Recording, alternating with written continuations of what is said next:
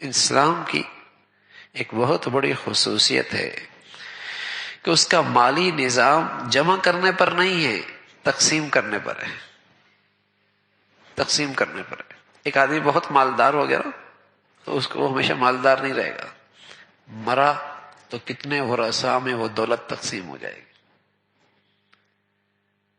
زکوٰۃ اس پہ رکھی، صدقہ اس پہ رکھا، پھر بھی اگر اس کے پاس بہت پیسہ ہے تو انتقال کرے گا، اس کی اولادوں میں، اس کے رشتہ داروں میں تقسیم ہو جائے گا۔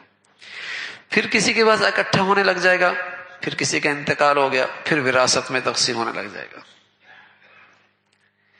اسلام میں تو مال کے ہے ہی تقسیم ہی تقسیم، دولت بہت سارے لوگوں کے ہاتھوں میں آ جائے۔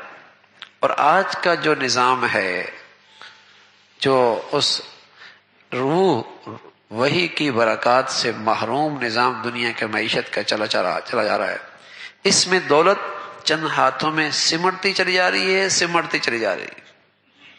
دولت مند بڑھتا چلا جا رہا ہے اور غربا کی اور کسے کہیں کہ محتاج لوگوں کی تعداد بڑھتی چلی جا رہی ہے۔ وہ نظام ایسا غلط دنیا میں اس وقت رواج پا رہا۔ اب دیکھیں نا، پہلے کسی فیکٹری کے اندر، کارخانے کے اندر کام کرنے والے 10,000 ہوا کرتے تھے، 5,000 ہوا کرتے تھے، لیکن اب دنیا نے نظام کیا بنا دیا؟ ایسی مشینیں آ گئیں جہاں 100 آدمی ہی کافی ہے، باقی سارے بے روزگار، آدمی کی ضرورت ہی کوئی نہیں۔ لیکن یہ مشینیں کون لگائے گا؟ جس کے پاس بہت سرمایہ ہوگا۔ اور پھر سرمایہ کون کمائے گا؟ جس کے پاس پہلے بہت سرمایہ ہے۔ یعنی دنیا کا سارا معاشی نظام سمٹتا چلا جا رہا ہے۔ بظاہر کہہ رہے ہیں بڑی ترقی ہو رہی ہے، لیکن دولت چند ہاتھوں کے اندر سمٹتی چلی جا رہی ہے، ترقی نہیں ہو رہی۔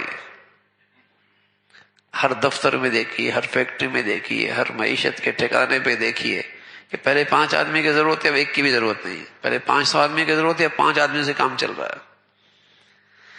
اسلام نے جو معاشی نظام دیا ہے اس کی بنیاد تقسیم پر ہے، تقسیم پر ہے کہ مال، اس لیے کہ اس سے کیا ہوتا ہے کہ سارے معاشرے کے اندر جب دولت کی تقسیم ہوتی ہے تو امیر اور غریب میں اتنا تفاوت نہیں ہوتا، تھوڑا بہت فرق ہوتا ہے، لیکن اتنا زیادہ ہے۔ ایک آدمی نے محنت زیادہ کی، کوشش زیادہ کی، اور اس نے وسائل زیادہ استعمال کیے، اللہ نے اس کو زیادہ دیا۔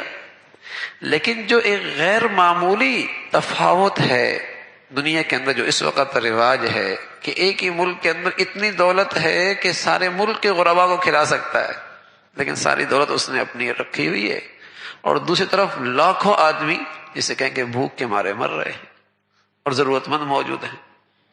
یہ جو غیر معمولی دولت کا سلسلہ ہوا ہے، یہ اسلامی معیشت سے دوری کا نتیجہ ہے اور بربادی کی طرف، ہلاکت کی طرف جا رہا ہے۔ اسلام نے معیشت کی بنیاد تقسیم پہ رکھی ہے، اکٹھا کرنے پر نہیں رکھی ہے۔ نظام ہی ایسا ہے کہ صدقہ دے دے میاں، زکوٰۃ دے دے میاں، خیرات دے دے، اور پھر بھی اگر اس کے پاس مال بہت ہے، انتقال ہوا، 10 ورثاء میں تقسیم ہو گیا، 5 ورثاء میں تقسیم ہو گیا، 6 ورثاء میں تقسیم ہو گیا، پھر ان کا انتقال ہوا، پھر وہ تقسیم ہوتا چلا گیا۔ تقسیم در تقسیم ہے کہ 1-2 آدمیوں کے پاس دولت زیادہ عرصے تک اکٹھی رہ نہیں سکتی۔ اور پھر ترغیب دی کہ خرچ کرو، ترغیب دی خرچ کرو، انفق علیہ، خرچ کرو اللہ تمہیں اور دے گا، انفق علیہ، خرچ کرو اللہ تمہیں اور دے گا۔ رسول اللہ صلی اللہ علیہ وسلم نے فرمایا سورج جب نکلتا ہے اس کے دائیں بائیں 2 فرشتے بھی ہوتے ہیں، روزانہ دعا بھی کرتے ہیں، بد دعا بھی کرتے ہیں، دعا کرتے ہیں اے اللہ جو تیرے راستے میں خرچ کر رہا ہے تو اسے اور عطا فرما دے، اے اللہ جو بخیل ہے اور اس نے مال رو رکھا ہے تو اس کے مال کو برباد کر۔